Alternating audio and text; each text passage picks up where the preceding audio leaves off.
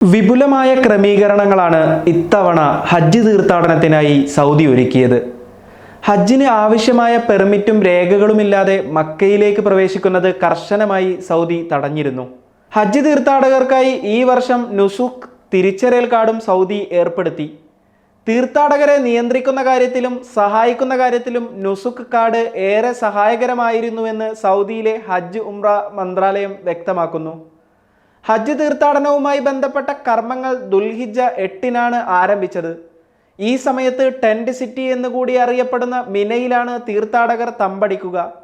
ദശലക്ഷക്കണക്കിന് തീർത്ഥാടകർക്കായി air condition ചെയ്ത ടെന്റുകളാണ് മിനയിൽ ഒരുക്കിയിരിക്കുന്നത്.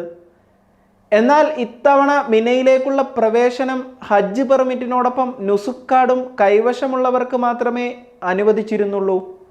ഹജ്ജുമായി ബന്ധപ്പെട്ട ചട്ടങ്ങൾ ലംഘിച്ച 3 ലക്ഷത്തോളം പേരാണ് ഇതുവരെ പിടിയിലായത്.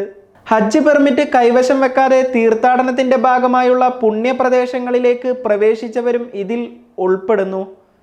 പിടിയിലായവരിൽ 1.5 ലക്ഷത്തിലധികം പേർ വിസിറ്റിംഗ് വിസയുമായി സൗദിയിലെത്തിയ വിദേശികളാണ്.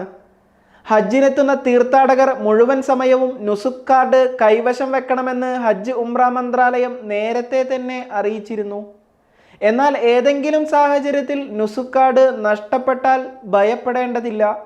പുതിയ നുസുക്ക് കാർഡ് ലഭിക്കാൻ വളരെ ലളിതമായ നടപടിക്രമങ്ങൾ മാത്രമാണുള്ളത്. നുസുക്ക് ആപ്ലിക്കേഷനകത്ത് നിങ്ങളുടെ കാർഡിൻ്റെ ഡിജിറ്റൽ പതിപ്പ് കാണാനാകും.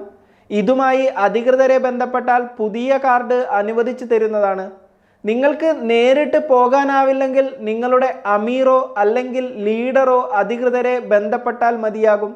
നോ ഹജ്ജ് വിത്തൗട്ട് പെർമിറ്റ് എന്ന ക്യാമ്പയിൻ്റെ ഭാഗമായി എക്സ് പ്ലാറ്റ്ഫോമിൽ ഇതുമായി ബന്ധപ്പെട്ട വീഡിയോയും സൗദി ഹജ്ജ് ഉംറ മന്ത്രാലയം പോസ്റ്റ് ചെയ്തിരുന്നു. നിയമലംഘകരെ തിരിച്ചറിയുന്നതിന് മാത്രമല്ല ഹജ്ജ് തീർത്ഥാടകരെ കാണാതാകുന്ന സാഹചര്യങ്ങൾ ഒഴിവാക്കാനും നുസുക്ക് കാർഡ് സഹായിച്ചുവെന്ന് മന്ത്രാലയം വ്യക്തമാക്കി. നുസുക്ക് കാർഡ് കയ്യിലുണ്ടെങ്കിൽ നിങ്ങൾ കൂട്ടം തെറ്റുമെന്നോ താമസിക്കുന്നതിനുള്ള സ്ഥലം അല്ലെങ്കിൽ ടെന്റ് കാണുന്നില്ല എന്നോ ഭയം വേണ്ട. QR കോഡ് സ്കാൻ ചെയ്ത് അനായാസം ഇത് കണ്ടെത്താമെന്നും എക്സിൽ പോസ്റ്റ് ചെയ്ത വീഡിയോയിൽ അധികൃതർ പറയുന്നു. ഹജ്ജിനായി 1,75,000-ലധികം തീർത്ഥാടകരാണ് ഇന്ത്യയിൽ നിന്ന് സൗദിയിലെത്തിയത്. തീർത്ഥാടകർ സൗദിയിലെ ഹൈസ്പീഡ് മെട്രോ യാത്ര ഉപയോഗപ്പെടുത്തുന്നതിനെക്കുറിച്ചും സൗദി ഒരുക്കിയ സൗകര്യങ്ങളെക്കുറിച്ചും നേരത്തെ തന്നെ വാർത്തകൾ വന്നിരുന്നു. ഈ വർഷത്തെ ഹജ്ജ് കർമ്മം അവസാന ഘട്ടങ്ങളിലേക്ക് കടക്കുകയാണ്. ദുൽഹിജ്ജ 9 ശനിയാഴ്ചയാണ് ഹജ്ജിൻ്റെ ഏറ്റവും പ്രാധാന്യമുള്ള കർമ്മങ്ങളിലൊന്നായ അറഫ സംഗമം നടക്കുന്നത്. ദശലക്ഷക്കണക്കിന് വരുന്ന തീർത്ഥാടകർ സംഗമത്തിനായി അറഫ പർവ്വതത്തിൽ എത്തിച്ചേരും. ഒമാൻ ഒഴികെയുള്ള ഗൾഫ് രാജ്യങ്ങളിൽ ഞായറാഴ്ച ബലിപെരുന്നാൾ ആഘോഷിക്കും. ഒമാനിലും കേരളത്തിലും തിങ്കളാഴ്ചയാണ് പെരുന്നാൾ.